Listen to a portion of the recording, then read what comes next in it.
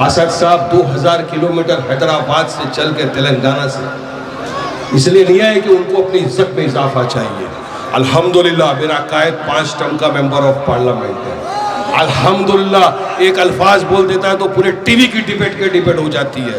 आज देश के वजीर आजम को जितनी इज्जत नहीं दी उतनी इज्जत अल्लाह सुब्हानहू तआला ने मेरे कायद बैरिस्टर असदुद्दीन ओवैसी साहब को दी है। यह है इज्जत आए आपके लिए, ताकि आप में से शेर घाटी का एक शेर आप चुन के भेजो बिहार की असेंबली के अंदर, जो वहां पर गूंगा मुंगा बैठ के नहीं बैठे, आपकी आवाज बुलंद करे, आपके इंसाफ की बात करे, आपके हक के लिए लड़े। क्योंकि एक शेर बिहार का जब गया बिहार की असेंबली में, अख्तर इमान साहब विपक्ष की आंखों में आंखें डाल के कि मेरा शेर घाटी का पठान भाई मजलिस के साथ है। मुझे पता है ज्यादा करके मेरे पठान लोग यहाँ है और अपना उसूल क्या है, एक बार जो कमिटमेंट कर ली उसके बाद तो अपने, ये कमिटमेंट है। आज तक आपने मुख्तलिफ सियासत पार्टियों को अपने वोटों से नवाजा, इक्तदार की कुर्सी पर बिठाया, लेकिन यकीन मानिए वोट आपका लिया अपने बाप की जागीर समझकर, इक्तदार की कुर्सी पर तो बैठ गए, मगर आपने जब उनको आवाज दी, आपने जब गुहार लगाई कि आओ हमारा काम करो, आओ हमारे बच्चों का मुस्तकबिल संवारने का जो वादा किया था उसको पूरा करो, ये घर में बैठ गए, फेविकॉल लगा के मुंह में दही जमा कर बैठ गए। आपके और हमारे हक की लड़ाई बेबाकी से किसी ने लड़ी तो कोई और नहीं, आपके मेरे कायद बैरिस्टर असदुद्दीन ओवैसी साहब ने लड़ी।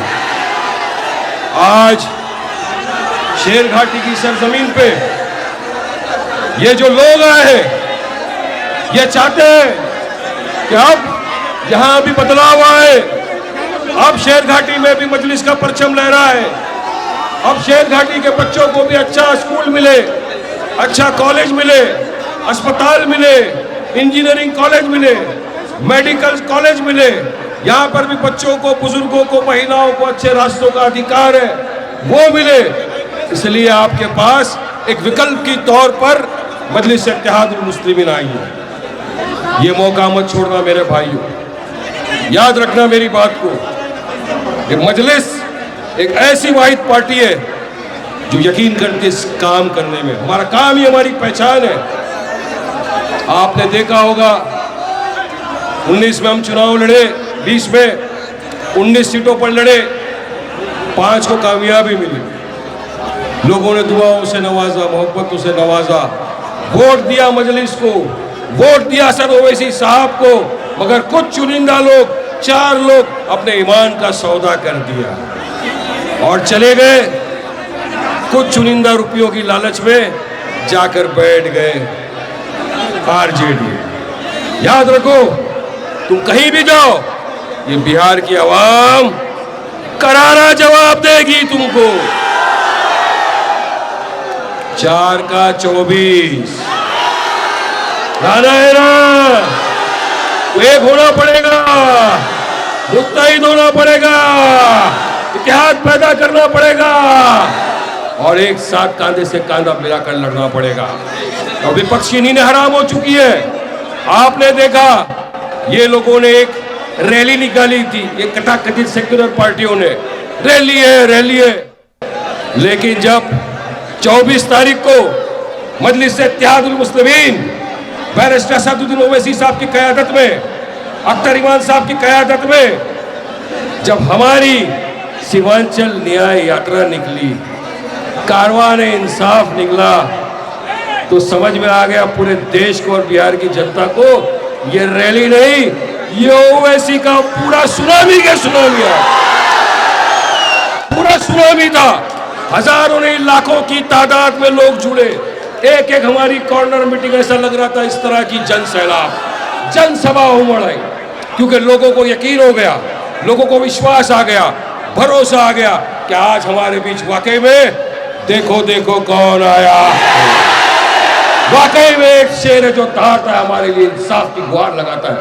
आपने देखा ये भाजपा वालों ने एक काला कानून लाया था, जिस काले कानून के तहत वक्फ की जो हमारी जमीनें थी, हमारे मदरसे, हमारे मस्जिदें, हमारी खानखाएं, उनको हड़प कर देने का कानून लाया था।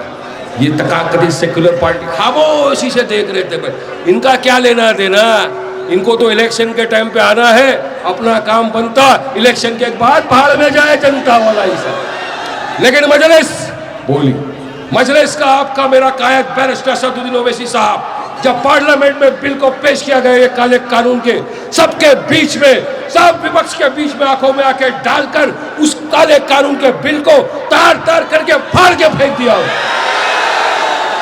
जहां मजलूमों के इंसाफ की आवाज आई, वो हमेशा से मजलिस आपके साथ खड़ी थी, खड़ी है, खड़ी रहेगी।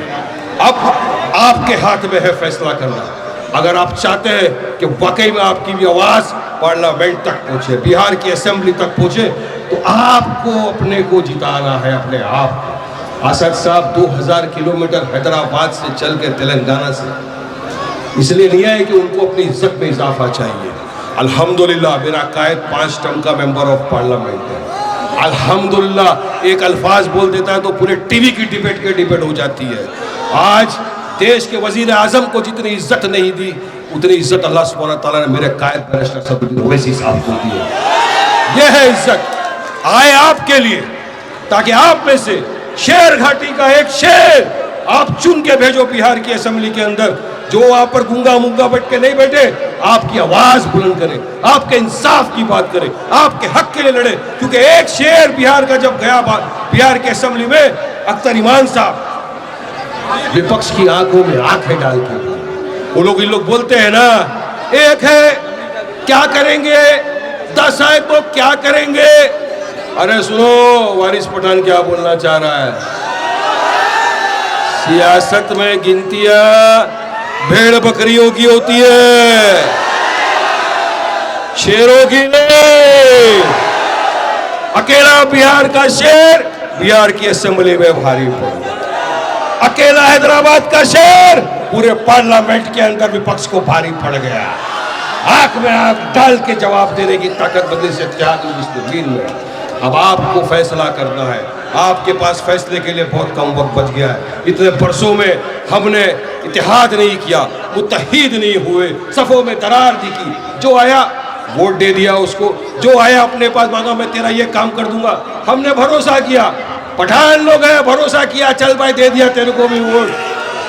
मगर अब शेर घाटी का पठान, शेर घाटी का युवा और एक एक बुजुर्ग और मेरी माँ बहनों ने फैसला किया है, अब इंशाअल्लाह ताला मजलिस इत्तेहादुल मुस्लिमीन का साथ देना है।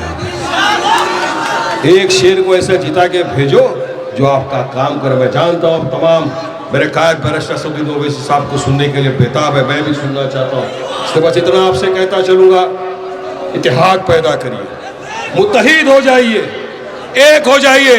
और ये जब आए आपके पास भीख का कटोरा लेके तो इनको बोलना, तेजस्वी लालू तुमको बोला था, अख्तर इमान साहब, आदिल हसन साहब, पूरी मजलिस की टीम तुम्हारे घर पे आई थी, ढोल बाजे ताशे लेकर आई थी, तुमको निवेदन दिया था आ जाओ गठबंधन कर लो।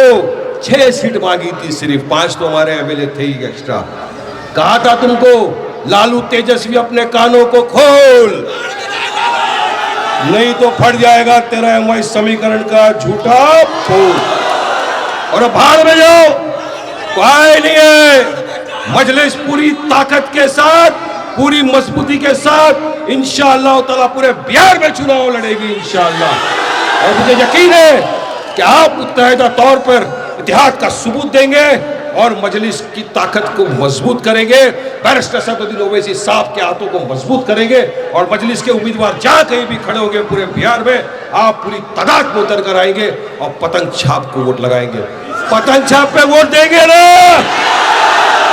मजलिस को मजबूत करेंगे ना, मजलिस को शेर घाटी से जिताएंगे ना, असद साहब की ताकत को मजबूत करेंगे ना, तो 14 तारीख के दिन पूरी शेर घाटी के आसमान पे एक ही चीज दिखना चाहिए, पतंग पतंग पतंग पतंग। पठान की जुबान है, पठान की लाज रख लेना भाइयों बहनों। पठान भाई ये डबल रिश्ता है मेरा तुम्हारे साथ। है ना वो झूमे जो पठान, तो अच्छे अच्छे की खोपड़ी हिल जाए, हिला दो और इनको बता दो अपनी कुर्सी की पेटी बांध लो, मौसम बिगड़ने वाला है। शुक्रिया, अस्सलाम वालेकुम रहमतुल्लाहि व बरकातहू।